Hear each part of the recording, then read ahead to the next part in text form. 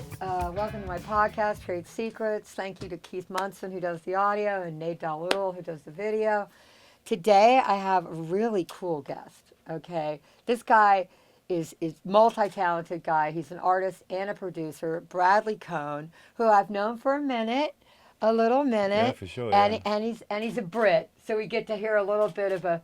Everybody's been from Boston. There's been like 40 people from Boston for some reason. Joe Ciccarelli, Shirelli, all the Italians from Boston, but he's not from Boston, okay?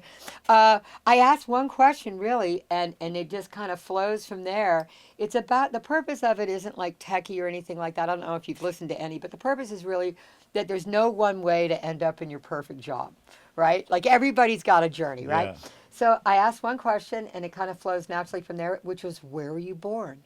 I was born in the suburbs of London, in a little village called Radlett. Radlert? Radlett, yeah, which is like right. Is that where Harry Potter's from? Actually, pretty close. Yeah. I think that they shot. I think the main studio was in Watford, which was literally down the street from me. Uh-huh. Well, Watford or Elstree, but both are like very close. So I was kind of in the middle of all of that. What did your mom and dad do? My mum, I think like when I became a teenager, started an interior design business. Oh, cool. And my father was in fashion. He had like a Oh, fashion. you've got excellent style, so this is not that's surprising. Very sweet. Yeah. That's very sweet. He was in fashion and then later went into real estate. Oh, cool. Yeah. Cool. Now, growing up in London, you're a lot younger than some of the people I talked to. What was the music? What was the first song or the first music you remember that registered, like when you were a little kid? Do you have older siblings? No, I'm the eldest of three. Yeah. Oh, okay. Do you remember any pivotal moment or pivotal song? I remember being a young In kid London, and hearing cool. that Rick Astley song that still I circulates on love the one that Dave Grohl does. He does it? Right? He Yeah. I didn't know that. He even makes Rick Astley come out and do it. Keith Flip. What's the name of that song? Fuck. Yeah, I'm forgetting it now. It's not called Fuck. Anyway, the song is called. Oh my God, we gotta look that up. We can almost cut that out. I'm almost ashamed to mention it, but no. Rick Astley. No, this is important. Rick Astley is super famous, and Dave Grohl loves it and That's so used to funny. cover it, the Foo Fighters, and then he started getting Rick Astley to come out and do it. It's called fuck. What's it so called? funny. Anyway, that's gonna bug me until I look it up. So we're gonna look it up. Rick Astley's song is called "Never Gonna Give You Up." That's it. Yeah. That is a great fucking That's actually song. yeah. It's so hooky, right? So I remember that as a kid, but very quickly after that, it became Michael Jackson. Oh, of course. Well, that's and- funny. The guy that was just here was Bruce Swedien. Yeah. Dude. So I've read the Bruce Swedien books and the Quincy Jones books. I mean, all of that stuff. Like Now had a I know massive that influence. you're an artist and a producer, but what is your main instrument, or when did you first start playing? I started playing piano at 6. Okay. And then Parents were supportive. They were very supportive. My mum said that I was like singing before I could talk. I love it. So music was always And a cute thing for and me. gregarious. You're Yeah. sweetie pie. Thank you. Do you have now? I don't know about the UK, but did you have like music programs in your school? So you have, like, no, chorus I and was shit I like was that? I mean I was sang in choirs and Right. things like that. But basically at 9 years old, my parents got me a keyboard, and I would like put on the demo tracks as backing tracks. And So then you had kind of- like MIDI keyboard. yeah, and I was like switching between so I had this like ballad preset and a reggae preset that I basically That's wrote fucking cool. my first song between, I love this. and then being like very sweet and supportive, at 9 years old, I've written this song. They're like, well, that's pretty cool, and so it turned out that a friend of mine's father is a wonderful producer and drummer, a guy called Pete Van Hook. Okay. And he, That's a familiar name, actually. yeah, he did a lot with Van Morrison back in the day. Dude, I work with Van. What a curmudgeon, but what a great artist. Yeah. Curmudgeon, though. I've heard stories, and I've seen it as well. He was tough. Yeah. So Pete knew a guy called Mike Moran who did a lot of work with Freddie Mercury, and both these guys lived basically in my village, and and Mike had a home studio. So at 11 years old or so, we went to Mike's place, and I cut my first track. I love it. yeah, What was the name of the song? Do you remember? I think it was the hook on the chorus was "I Love You," so I think that's basically the name of the track. Yeah. But yeah, that's where it started, and I was always yeah, Such a cool scene to be from a big city like that. It's such a musical city, dude. yeah. I mean, never been never been slack of musical No, influence. and Is given the London. size of the UK, it does have so much influence, and you know, Yes. there's people Well, always for being me, super long critical. before you were born, but for me would be British invasion, and then I ended up, I was learning. I don't know if I ever told you this. I have three older brothers. Two older are engineers and musicians, and I worked for one of my brothers, and I was learning to be an assistant engineer, working for my brother Steve, and I did a session with a very famous engineer named Shel Talmy, who did all the Kinks, and he was blind. He just died recently, and he was blind. And after I did that session, it was fine. He was fine. Everything was cool. But I went to my brother and I said, I don't want to be an engineer anymore. And he goes, why? And I go, well, that guy's fucking blind. Wow. And he's amazing. Yeah. You know what I mean? So, but it was the British invasion thing. It was always for me, and still. Like I work with Guns N' Roses, and Slash was teasing me. I saw Slash a while back, and he goes, "Do you listen to Guns?" And I go, "No." He goes, "You didn't really ever was never your thing." He goes, "Are you still listening to Roxy music?" And I go, "Yeah." So for me, I have an affinity That's for interesting. British artists for sure, and Freddie Mercury, fuck, dude. Yeah, he's one Oh of my the God. yeah. It's funny you say that. I always appreciated the kind of there was like a sheen on American music, right? Well, The you would. British It music, makes sense that you yeah, would think the same. yeah, We would like yeah. you. The You like British, us. I guess, is a little bit more like a rough around the edges, right? Oh, yeah, probably. You know, I would say technologically we might have flown past Yeah, the early creators here in the States. yeah, You know, we have yeah. running joke. Tom Dowd said that he went to Abbey Road and the Beatles were still working on 8-track and he was already doing 24 tracks. So, Right. Yeah, stuff like that. Yeah. something like that. So, but still cool influences. And the radio, I was talking to people, I'm skipping around a little bit, but I was talking to people about, like you said, like what was on the radio at the time becomes like the soundtrack of your life. Yeah. You know, the music that you hear when you're a kid, Yeah. and or maybe what your parents are listening to, whatever. So, early influences, So my dad's favorite artist was Elton John, best. who was from also Watford, so just down the street. I And work with Elton a lot. Actually. yeah, I love Elton. Amazing. Actually, And Bernie, yeah, yeah, dude, yeah, star. Seriously. yeah. Yeah, we did a record here when it was cello. It was called Songs from the West Coast. It wasn't a huge commercial success. Had some great songs on it, but it was Bernie and Elton reuniting. And Right. this was in 2000. Okay. And dude, I grew up with, and again, before your time, Tumbleweed Connection, 11, 17, 70, pivotal records Right. for me.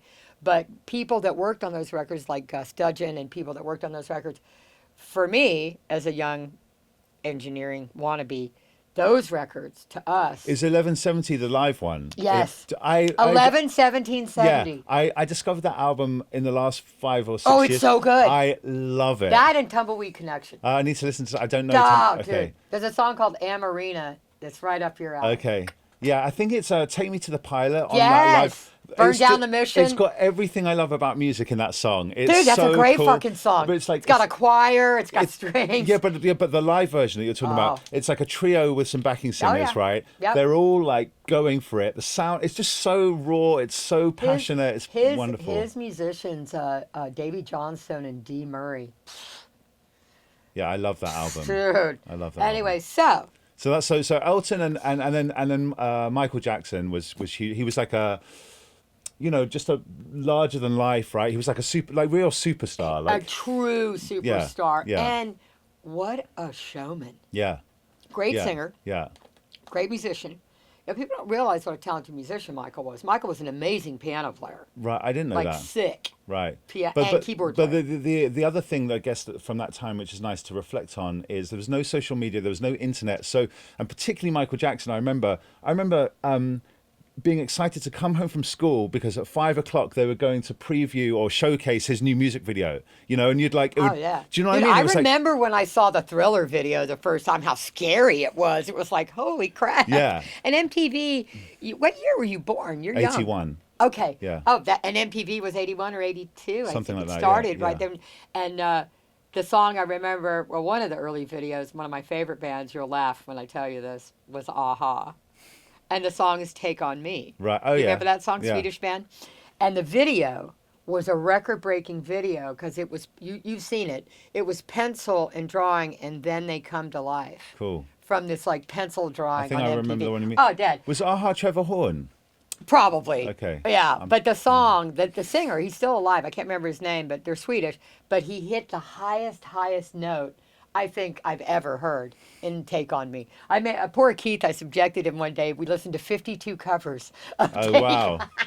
And my husband, who's a guitar player, it's not his thing at all. And when I tell him that's my favorite song, he's like, how can that be your favorite song? Yeah. You know? That's your favorite song, huh? One of them. Okay. Well, it's a real, you'll have to check it out. Okay. Play it for yourself Yeah. later. It's called Take on Me. But anyway, I digress. But when you talk about Michael Jackson and when you talk about someone of that stature and you're young and impressionable piano player, songwriter, and you think, well, I'm going to be Michael Jackson.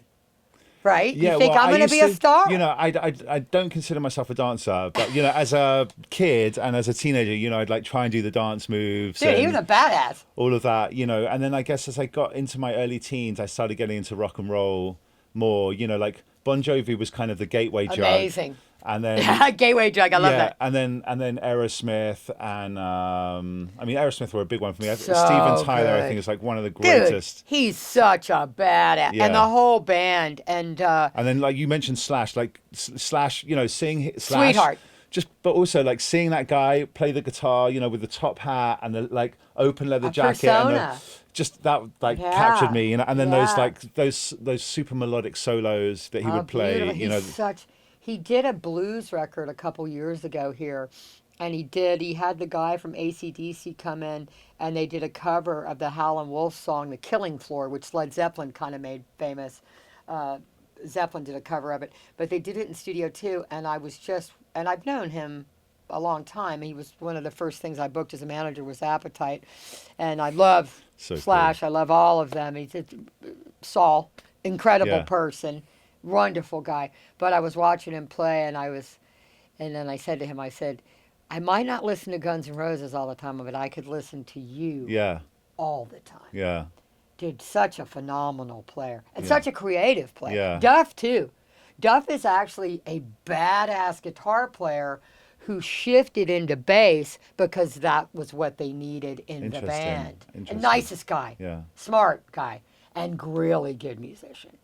Like sick. Yeah. I think the reason they shined more than a lot of bands at that time here in LA, you had a lot of bands on the Strip. You had Faster Pussycat and Poison and all these bands that had their own thing.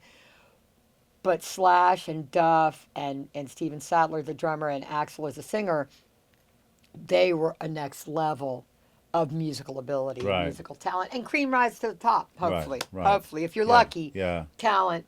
Yeah. Talent, luck, and timing. Yeah, right? yeah. Will get you there. So, well, you've got great role models. So So that was all Yeah. the early stuff, yeah. And then I remember, so I went to music school at 18, 19 for a little bit, and I got into what was this- the name of the school in It was London? called the Academy of Contemporary Music. So it was Okay. just outside of London in Surrey. Okay. They had just upgraded to like a new facility where they were. Did they have a studio recording They had a studios? bunch of studios, yeah. And it was Cool. interesting because I was like so fired up, you know, I was like ready to just get out of school, get into the music business. I was like so, you know, excited and wanted to just work my ass off. And I got there and I felt like it was a lot of kids who like didn't know what they wanted to do. And so kind of like, oh, Wasting you know, art time. school sounds like fun. Yeah, or whatever, wasting you know. time. And I remember I was getting into the studio, I was recording the song I had, and you could hear the air vent on the microphone. It's you so know? funny. We were talking about that earlier. It's so important that they don't make any noise. Yeah, and I was, and it just like, just It like made you really crazy. annoyed me. Yeah, so I ended up meeting this cool girl, and I cut my teeth producing an EP for her at a studio outside of the school. They didn't have a loud air vent. Yeah, I mean, it was a guy's home studio. It was like, Cool. you know, a quarter of the size of this. The live room was tiny, you know. Wow. But I think we did 4 or 5 songs, and I really kind of learned a lot from that experience. You know, booking the musicians and making it work, and being on a tight budget, and all of that stuff. And getting, you know, You're a producer.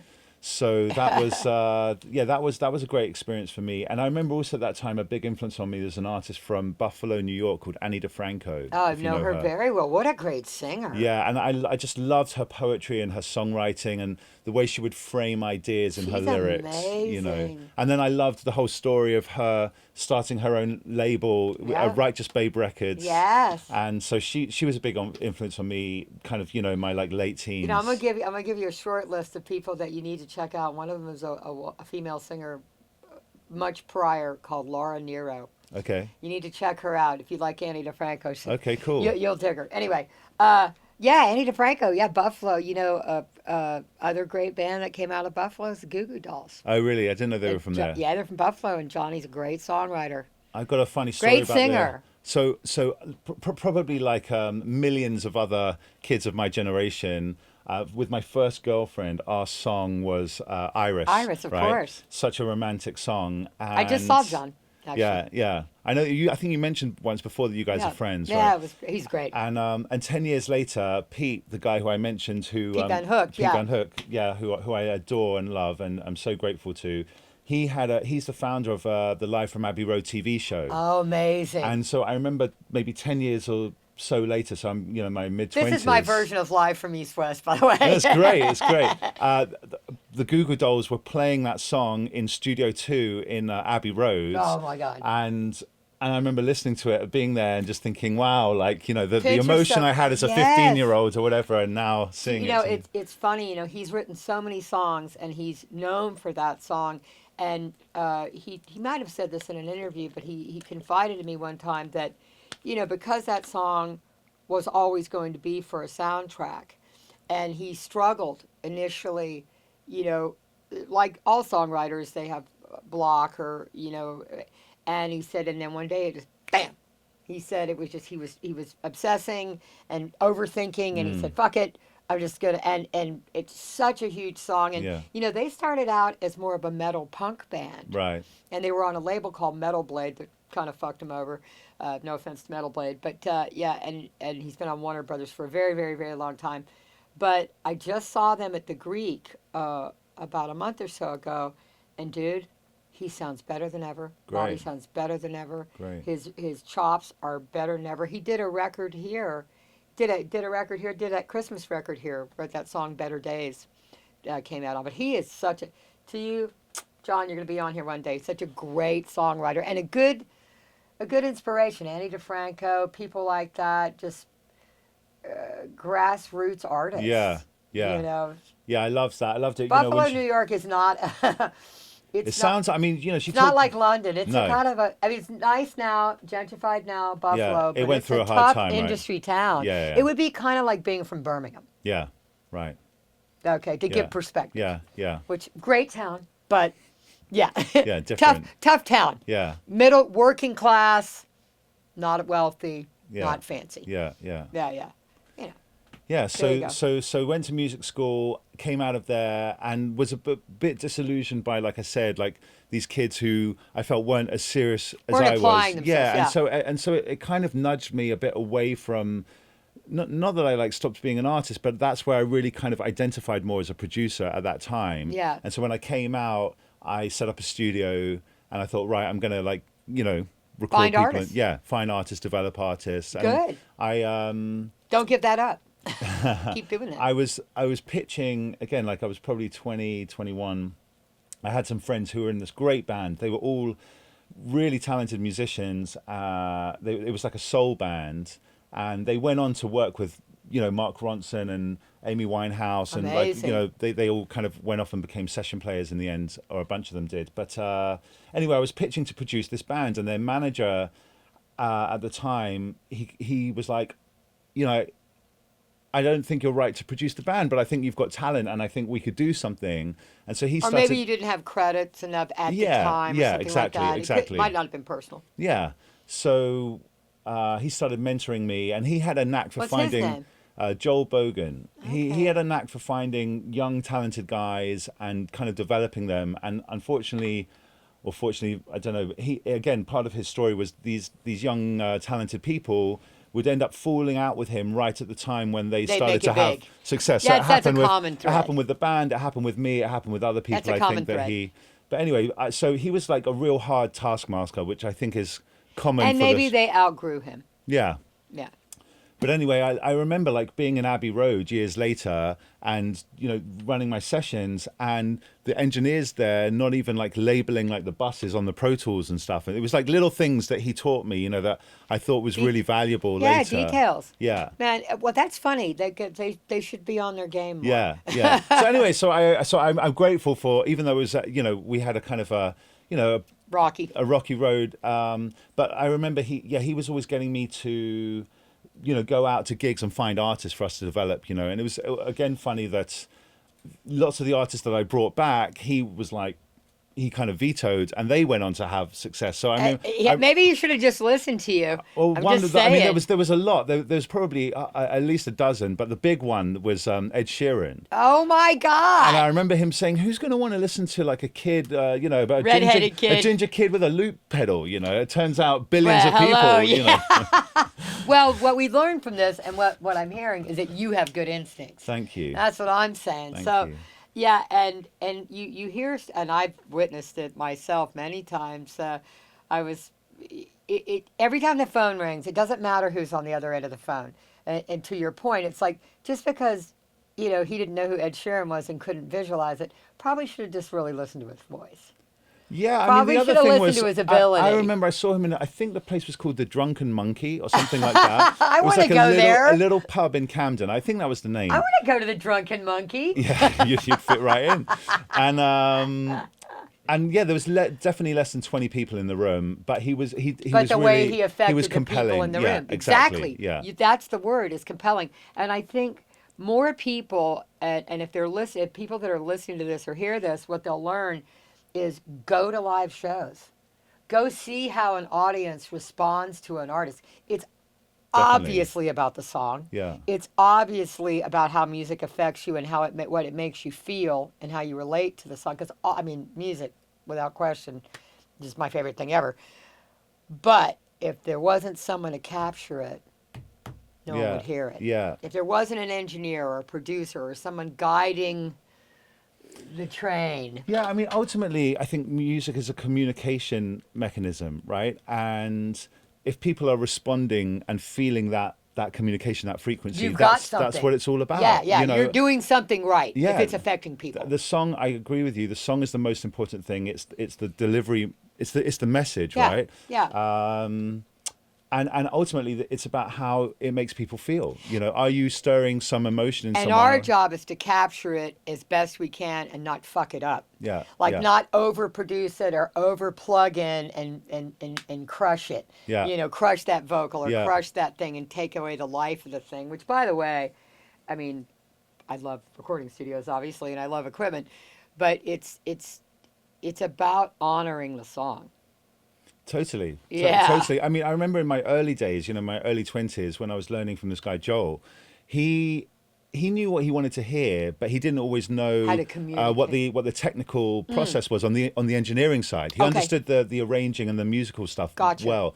So sometimes he would say to me, "I don't want you to compress it, and I don't want you to like do any EQ because I don't want to mess it up. So we're just going to balance the levels." And you got so much, and he would just be like, turn up the guitar a little bit here, and it made all the difference. Yeah. Oh, that's so yeah, true. Yeah. Right. I was talking to someone the other day, and it would be rare for you to have heard much mono, but I was listening to a mono track that was recorded in Studio 3 here, and it was Mamas and Papas or something, and it's so loud, it's so clear, you can hear everything. Now think about that. That's mono, but it's balanced within that mono landscape. It isn't stereo, but you hear everything. It was so interesting. It was so interesting. Stereo's great, immersive's great, Atmos is cool. It's all cool. But if the song isn't good, Yeah. it doesn't fucking matter. Yeah, for sure. Yeah. So you decide to go this route, and you're working with that guy. What was his name again? Joel. Pogan, right? Bogan, yeah. Oh, Bogan. He was like a session guitar player. he ended up doing a lot of music for TV and film and Cool. stuff. And yeah, Well, that's cool. yeah. When did you come to the States? So I was in my late 20s.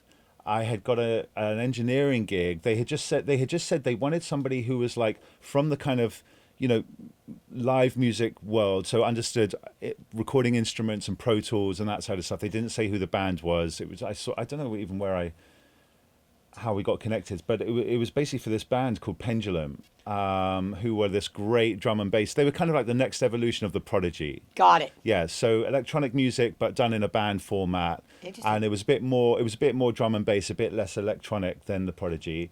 But anyway, I ended up doing all the Pro Tools on that album, and that went to #1 in the UK. Yeah, so that was cool. So that was like my first good cred hit. Yeah, exactly. And then through the management, I started working with some of their other acts, and around that time, did you work out of a specific studio? I was in my own studio. I had done a short stint working for EMI. Oh, okay. As like an That must have in-house been producer awesome. for them. Yeah, so that was between Abbey Road and the Amazing. Roundhouse, which was more for like their baby bands. I visited a lot of studios in London, and I met Spike Stent very early on. But I went to like Sarm West, Yeah, great. Metropolis, Great, all great studios. Yeah. Abbey Road. I should know the managers there now. I can't remember who the manager of Metropolis is now. But I've always been friendly to the other studios, which was cool. Yeah, well, I feel like those are all the counterparts, right, of East West there. Yeah, So, yeah. yeah, I did my work experience in Metropolis when I was like 16. Ah, okay. Some I did a little bit of like assistant engineering. Yeah. Great studio. All cool. Yeah, it was sad to see some. Yeah. But anyway, so I was doing this drum and bass stuff in the UK, and thought to myself, there's got to be more than just this scene. I'm grateful to be here, and at the same time, like, what else can I do? And you kind of like American music. And I liked American music, and so I went to Midem, which was like I know what Midem is. Yeah, in the south it's of a European. Yeah, it's in the south of France, which doesn't hurt. Yeah, I mean, it's like that. It's like a very scaled down Cannes Film Festival thing for the music business. Yeah. And while I was there, basically got kind of discovered by Seymour Stein. Oh, yeah. And Seymour started Squire. That's right. Records. That's right. And Sire one of the Records, or Sire rather, Yeah. Sire. And I think the Pretenders was an early signing for him. Yes, that's right. Yeah. She goes from Ohio to London to get discovered. Chrissy Hind. Anyway. Yeah, no, very cool. But all the things. So Seymour was in with Seymour. I didn't know. Great artist developer, Yeah. Seymour. Yeah. Like what you wanted to do. Yeah. He was That's blessed right. at So that. he was going to London afterwards. So I said to him, "Come and see a show." I had at the time had a music night that I was running. I had run for over a year at this bar in Chelsea, and I had all my Can you music please friends. open a bar here called the Drunken Monkey and do that again? The music series at the Drunk Monkey. Funnily enough, I've actually just started doing like a song circle in Topanga. I want to go. Come. Yeah, We're doing I'll come. one Yeah. not this weekend, next weekend. I got an email the other day about a songwriter series, and I get a lot of emails, and I'm going to be an asshole right now. I sound kind of jaded, but I'll dig up this email again. I'm going to send it to you because I looked at it for a second, and I went, oh, that'd be cool. It was like a songwriter performance series, and it's somewhere here in Hollywood. Okay, So, cool. yeah, Yeah, we'll do check let it me out. know. We'll Let check me it know, out. and you'll have to. I should have invited you already, but Oh, it's all good. come to Topanga in a week or all so. good. Yeah. Yeah. So anyway, so funny enough, right at that time, Seymour the Stein, bar was great like company. closing down or something or whatever. So we ended up doing it at Soho House, and Seymour came to Soho House to watch me, which was super cool. The one on Doheny? No, this was in London. In London, in Soho. In Okay. Soho, the original Yeah. one on Greek Street. Yeah. And then he basically said to me, I think I went and met him at Warner Brothers like a few days later, and he said, there's this festival that happens in the States called South by Southwest, and if you came, you would. It'd be good always for you. went You to should, South you by. should, you can meet the industry and Did whatever. I meet you at and- South by? We didn't meet there. Oh, I've yet. been to many South by. So Lots of stories at South by. So the story goes, he invited me, so I was already like, okay, I should do this, you Yeah. know. And then through Trevor Horn's son, through that scene anyway, I got connected to this guy called Gordon Raphael, who produced the first two Strokes albums. Great band. Yeah, and What a great band. Yeah. He was love out him. in San Antonio producing all these indie bands. Yep. And he said to me, there's this like little musical renaissance happening in San Antonio. If you come here, I'm sure Also you'll a get great some talent. work. So I basically booked a gig with this metal band called The Drive, who I don't think are around anymore. That's familiar, though. And I was like, okay, cool. I'm going to hit South by. I've got this gig that's going to like, cover my flight or whatever. Right. And let's just roll the dice and see what happens, Well, that's what you So- got to do. We got to wing it. Yeah. Yeah, nothing ventured, nothing gained. Totally. You don't go, you'll never know. So I remember saying to myself, he who dares wins. Exactly. Right? Yeah, fortune favors the bold. That's All right. that shit. That's right. Exactly.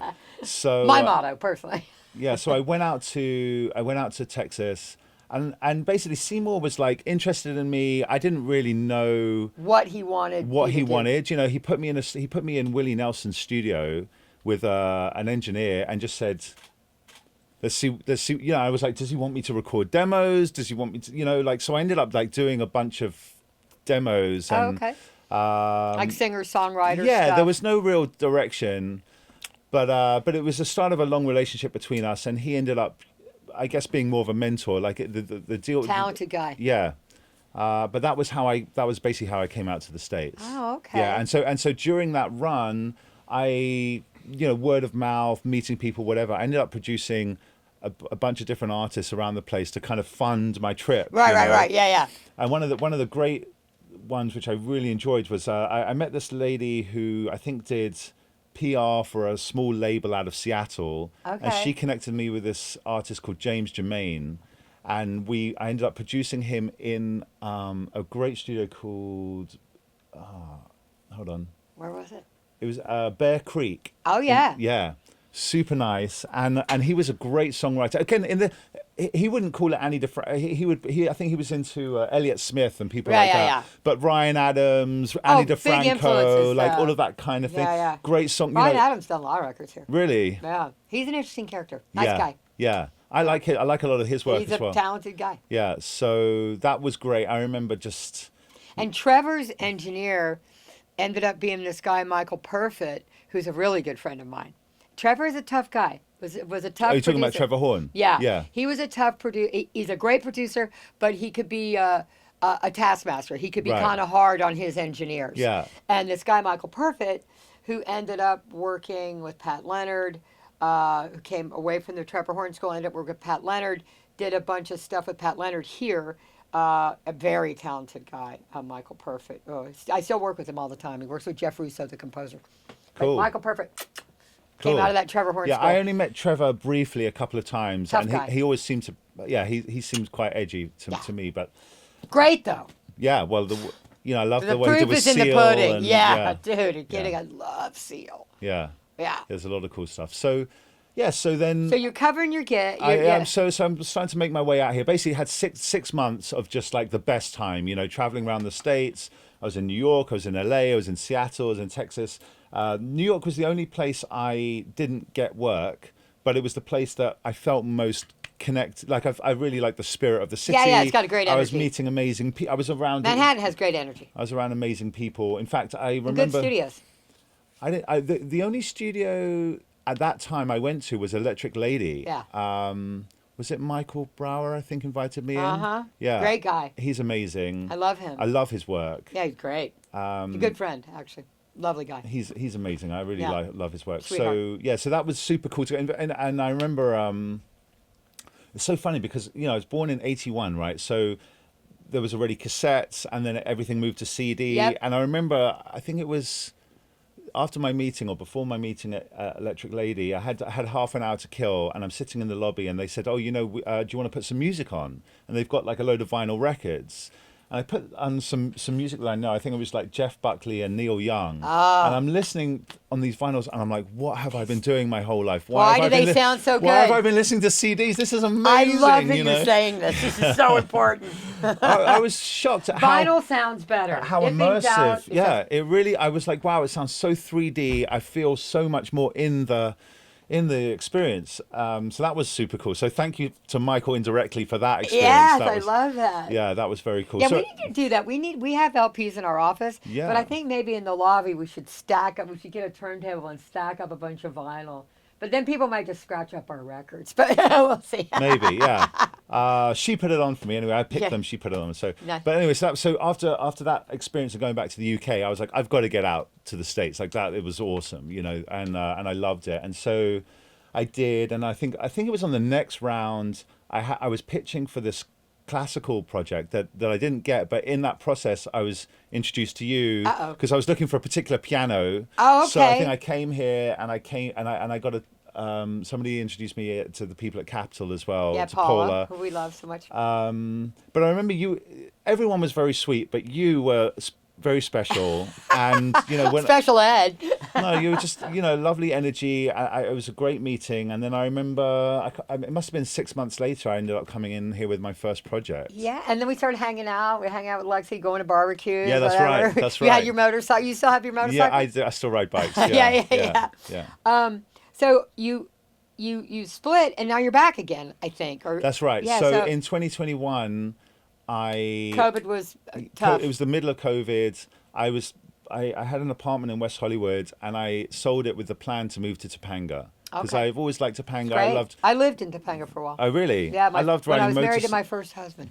I lived off of Entrada. Yeah, it's very nice. Yeah. Very nice. I like it up there. Yeah. So anyway, that was the plan, and then I had met this girl online, and she wanted to like travel the world, and so I said, all right, let's go. I love I have it. nothing tying me here at this point. This sounds great. Travel the world with a beautiful girl. Yeah. What a bad idea. Yeah. I couldn't possibly. It sounds awesome. So for a year and a half, like right in the middle of COVID, I left and I went, and then when that didn't, you know, when we kind of went our separate ways, it had been, like I said, almost a year and a half of being untethered and experiencing different places, and I thought, well, I'm just going to keep this going for a while, see how long I can ride it out. So that basically lasted until I was booked to come back to LA. And 3 or 4 days before I'm supposed to fly here, the fires happened. Oh, last year, yeah. And I was we're just- almost over. To give you perspective, if you're listening or watching this podcast, today is January 8th, and yesterday, January 7th, is the 1 year anniversary Wow. of the fires in LA here. We've come a long way. The studio wasn't affected. I personally am blessed. My home was fine, wasn't affected. It wasn't in an area. But a very scarring time for people in LA. I mean, literally, Yeah. mentally, and every It other was like way. once in a generation I type. had a happy hour on January 10th last year, and a lot of people said, "Oh, that's insensitive," or whatever. And I said, "No, man. People have been sitting in their houses staring at the news. Everybody's freaked out," and I called it Grateful Hour. And people came. And people came from like Thousand Oaks. People came because they just wanted to be around other Yeah, people that yeah. weren't bummed out. Yeah, You know, sure. because it was such a rough thing. You know, it's heavy, dude. It's a heavy thing. Yeah, for sure. I mean, you So still- lucky though, and the studio was fine. I had a bunch of set. Last January was very tough on the studio business because everybody canceled. Everybody was freaked out. They canceled the Grammys. They canceled all of these things. I was working with the Les Paul Foundation, which is next door at United, which I got to take you over there. You would dig it. Have you Okay. seen it? I haven't seen it since it was the studio. No. Oh, I got to show it to you. Okay. It's Les Paul's original console and his original tape machine. It's a working room. Oh, wow. I'll introduce you to my friend Tom Camusa, who's running it. Anyway, but they had a party that I was helping them with, and they canceled the party, and we ended up rescheduling it for March, blah, blah, blah.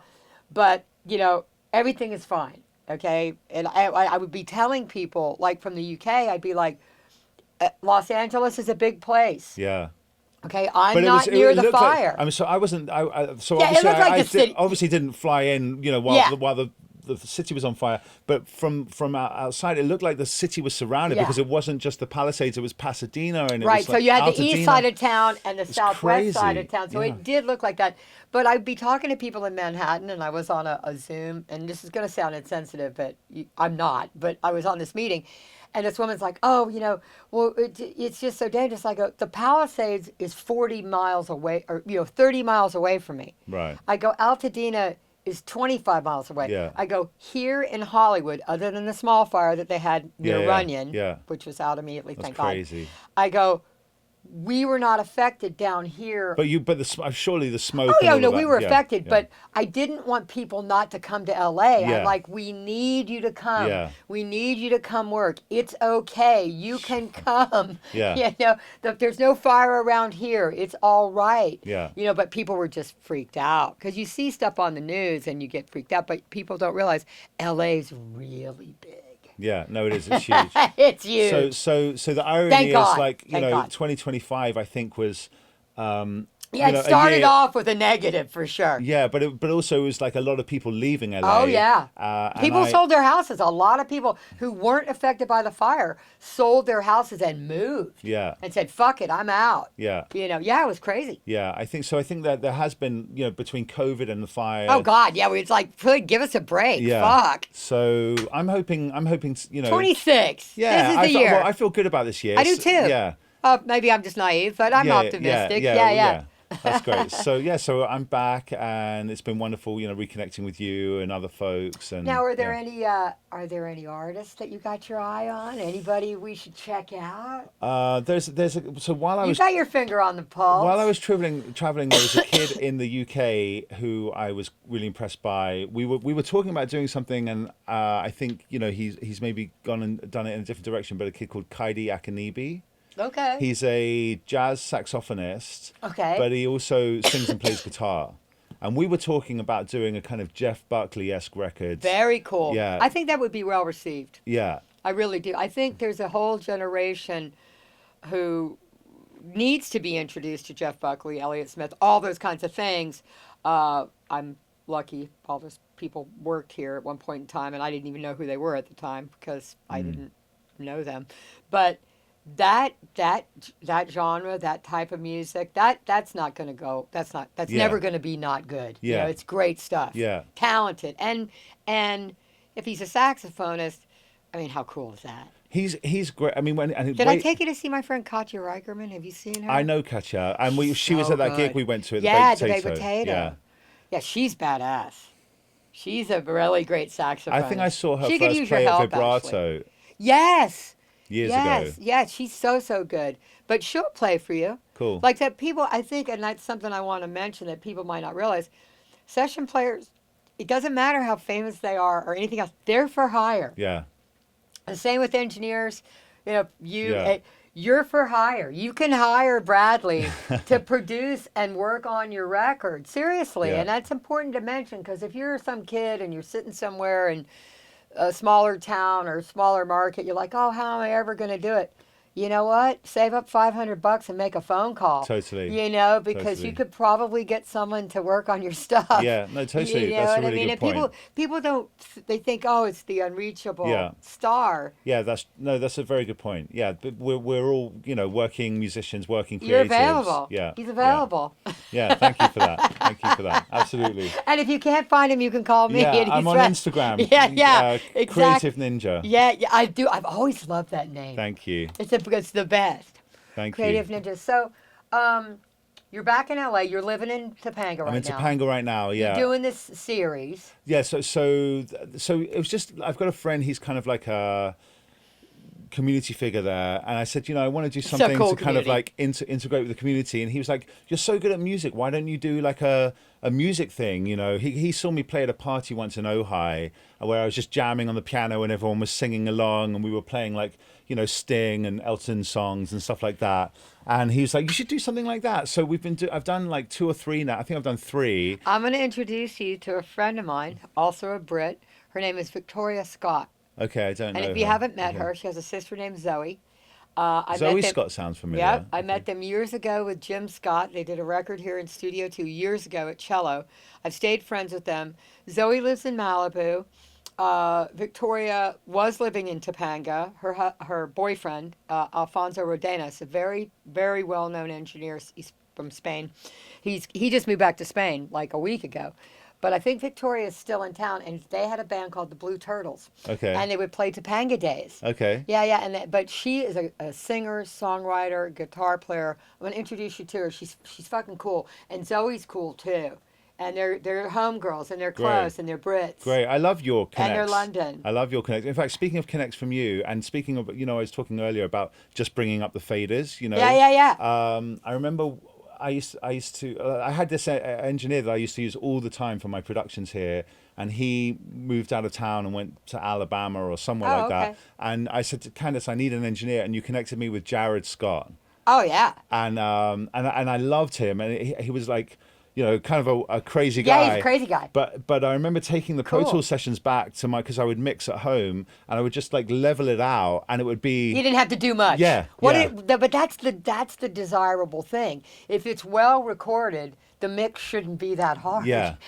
Right? Yeah. I mean, and that's true of everything. That's true of mastering. Gavin Lurson, who's a dear friend of mine, or Bob Ludwig, who's a great mastering guy. He called me one time, and I didn't have anything to do with it, but he called me and he complimented me, and he said, I love getting records and stuff that's been done. At the time it was cello or East West. He goes, because it's going to be a higher level, a higher caliber of production. He goes, and I won't have to do much. Yeah, great. Yeah. Which is a high compliment. Yeah. But Jared Scott. Well, if you need somebody new, I've got a couple people I think that would actually suit you really well. I am actually looking for another engineer. Yeah, So. I got. They're East West alum. I want to promote those guys because they're so good. And one of my favorite. There's so many favorites. If you're listening to this, don't get mad at mommy for not recommending all of you. Okay, but I love Brendan Decora. He lives in Santa Monica. He's a fucking badass. He can be a little grumpy, but he's really good. Okay. Chaz Sexton, who you probably met here on Sessions, That sounds but familiar, he's launched. He lives in like East Hollywood area. Quiet, good-looking, very good. Also from Great. South Carolina. Great. So I got a soft spot for Chaz. But yeah, and then Chris Kahn, who's really good. He's been working with Jaden Smith, Will Smith's son, a lot. You guys have hit it off. He's Cool. a great engineer. But yeah, I'll hook you up with somebody. Okay, great. So do you have like a little setup in Topanga? So I'm there for the time being. Do you have like a rig? Do you got a... Oh, you mean for the recording stuff? Yeah. Yeah, I've had a portable rig for a while. Okay. And I've been mixing on headphones for a while. Yeah. The computers now are phenomenal for all that stuff. And then I guess the project that I'm most excited about at the moment is Live Lab, which you were the first person I told about. Oh yeah, that's a great idea. Yeah, let's tell them about Live Lab. So I've been a songwriter, artist, producer pretty much, my entire life. And I remember when I started, writing for other artists, you'd see all these kind of songwriters and producers kind of like putting together tracks that they would then pitch to artists. Yeah, it's tough. And I was like, what the way I came up making music was we would all get together in a room and we would play, collaborate, and I bounce thought, ideas off of each other. Exactly. The Motown way. Exactly. So I thought, how about we get and then I was at this PRS dinner last year, and I was talking about this idea because this manager was saying he had an artist who's touring his first record, and that's the first time he's played with other musicians. Because you end up stuck alone in your room. Yeah.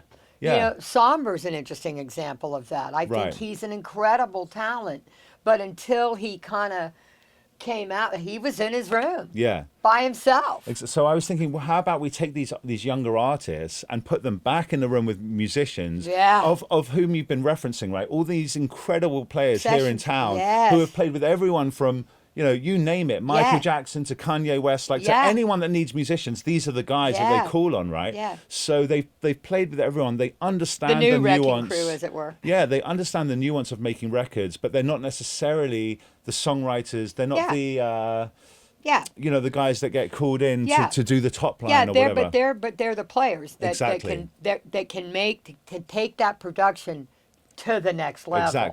Exactly. So the idea is Live Lab is the working title for it, and the idea is that these artists will go on a really sexy retreat for 3 days or so to a really beautiful destination location. Nice. Where they will write the songs with these musicians in a, like I said, a really nicely curated environment. That's like something really special. Yeah. And then they'll come back to East West or somewhere similar to record it with a live focus. So Got it. it's not like you can't use all the modern tools and whatever, but we want you guys to be performance focused. And it's collaboration. And the thing that happens with musicians, and I'm so glad that you're doing something like this, you can make amazing music in your house by yourself if you're good. There's no question. Okay, I run a commercial studio, so I like this environment, and I'm partial to this environment. But what happens when musicians play off of each other and collaborate with each other? Happy accidents happen. Yeah. Ideas come up that maybe you, as a songwriter, didn't think about, and a Totally. guitar player or another musician can say, "What if we do this?" Yeah, totally. And it will take it to a whole nother level, and could be the thing that breaks the song, quite honestly. I mean, you know this. Like, there's so many things that end up on records Oh, that yeah. were an accident. Yeah. But actually, that's really cool. Let's leave it in. Yeah, let's right? leave it in. Like, if the vocal performance has an emotional quality to it, but maybe there's a slight, like, crack, or I don't want to say flat, but something happens, but it's emotional, and it's an emotional feeling, leave it alone. Totally. If the song benefits from that emotion, don't try to make it perfect. Totally. So You that's a leave it really alone. good example of that. I remember we were recording here. It was with Social Gravy, which is like a little Yeah. side project of mine, and I would track the majority of the song live, and I'd put the vocals down live as well. And I did this vocal performance, and I always thought, oh, it's not. I'm going to redo it later. I think I can do a better one, and it just never. Leave it alone. Never improved on what was there. There was just something about doing it with the musicians in the room, and I think people discount that. Yeah, well, and that's a thing. Again, you can make great stuff, but a classic example. You're going to love this example. So, Phineas came in, Okay. and he was coming into Studio One, and he had said something in an article, and I could be misquoting this. So if you listen to this, Phineas, don't get mad at me. But he had said something about, I don't know why people need commercial facilities. I just need like an aux cable or whatever. Yeah. And I had read this, and it pissed me off. Right. Because I'm thinking like, no, dude, that's not, what? What are Yeah. you talking about? Well, there's no question that Phineas and Billy made great stuff Yeah. in their house. Yeah. There's no question. Yeah. Great. He's a great guitar player. He's a good producer. She's an amazing artist. No question. He came in, he's in Studio One, and I was walking into Studio One, and someone must have told him that I saw that article. I don't know how this happened. Right. But he like kind of put his hands up a little bit, and I said, "Oh." Don't you? I said, I wanted to come and meet you. I'm Candace, I'm the manager. And he said, I said, I said, did someone tell you that I was going to say something to you? He goes, maybe. And I go, well, I just wanted to meet you. It's all fine, right? And he goes, I get it, by the way. And I go, okay. And I wasn't really sure what he was talking about. Then he came back and he did some work in Studio 2 for a week. He worked on that song. I believe it was called Feathers. And they did Okay. drums. And then he came out and he goes, I really get it now. Like, I get the difference the room as an Yeah. instrument makes, the Totally. collaborative thing. And then he did a mix with the masters and he came back and they filmed it here. Right. And Nice. he's been really lovely. I don't know if that was your intention, Phineas, but I think I jokingly said to you, everything you ever did is amazing, but now you have some money. So Yeah. come into the studio. So I just want to any like young producers or artists or that are watching this. It's not just the sound of the room and the equipment for because so many people they make records layering stuff. Yeah. So they'll have a basic track and then they'll say, okay, let's get a drummer in or let's get Yeah. a guitarist in. And all of that is true. And having all these rooms It's are great. amazing. Yeah. But when you have the musicians playing together, Yeah, that collaboration. I think that's even more magic than getting Dude. a great drum sound, because you can always Yeah, find- the initial thought is the seed, and then this becomes the flower. Yeah, This becomes totally. the plant. Totally. I think it would be a naive person who wouldn't want to utilize all the things to make something better. Yeah, I think musicians. we're living in a different time where It's an isolating time. people People it is are isolating, isolated. and budgets are smaller. Yep. people are prioritizing, the budget. Well, I'm going to keep trying to help with Live Labs. I'm going I to see appreciate that. if we can figure out a way, because appreciate it's a that. great fucking idea, and it will probably attract, some vanity artists, which is fine. Yeah. People that can afford to do that maybe never had the chance to work with these types of players. Exactly, Like I said, yeah. they're for hire. I've been speaking to the guy. I don't want to mention names, but funny enough, coming back to Elton John, his keyboard player is one of the guys I've been speaking with. Great. And all of these guys, they all know each They other, like the right? So it's idea like, of it. yeah, Yeah, yeah. exactly. Like Slash's drummer I've been speaking to, and some of the guys that play with him. I mean, it's all the top guys. And people are willing to do it. Yeah, because it's fun. And for them, like I said, they're usually called in to help make the records, but not to write them. So they're quite interested in having that opportunity. Well, because let's face it, write a word, get a third. The key to making money, and when I keep referencing Motown, but I have a client that works here all the time. He's a multi-instrumentalist. He's a songwriter. He's a producer. But he figured out kind of early on in his career that the way to really make an impact and to make a living and to make money was to be the writer, to be a writer on the song. Not just to come in and be a hired session player, or to come in, or even just to produce this one thing, but to have to write, to co-write it. Yeah, exactly. Yeah, to co-write it. So we give the musicians that opportunity. The artist gets to work with these top players in a really special environment. Again, I don't want to say things before they happen, but I'm speaking with one of the real high-end global hotel chains. Very cool. So we would do it at these really sexy destination places. And speaking of which, there's quite a few hotels that have studios in them here in LA. One of them is the studio in the Sunset Marquis. Yeah. But there's also a small studio in the W. I didn't know that. Yeah, and I think this private club that used to be the Redberry right on Vine, it's called the Astor now. Yes, It's yes. I know. I'm speaking to them about I doing think something they like have that. a studio in there too. That's funny. Because Dave Stewart was the guy who originally was going to do it, and he was going to start that club, and Right. COVID hit and it didn't work out.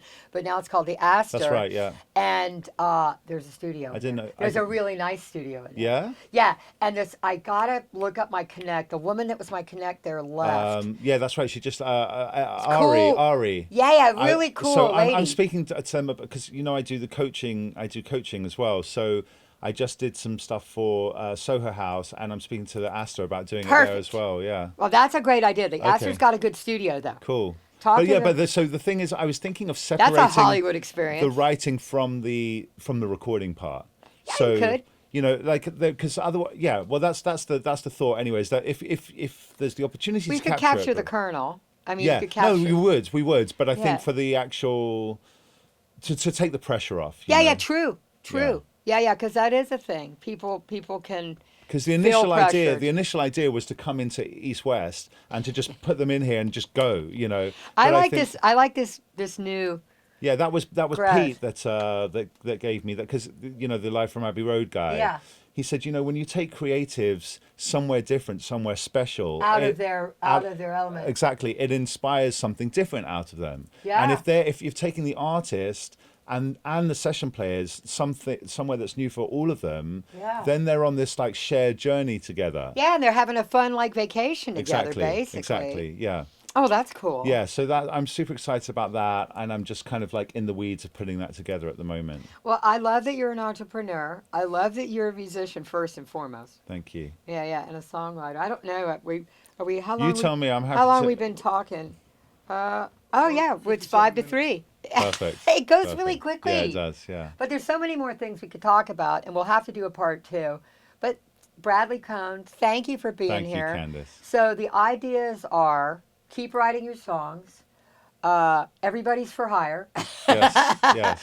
You can hire Brad. Yes. Live Lab. This is a great Yes. idea. Remember that. And yeah. Thank you so Keep much. making music. Love you, Candace. Thank you. You're the best. I know I'm silly. Thanks, Dan.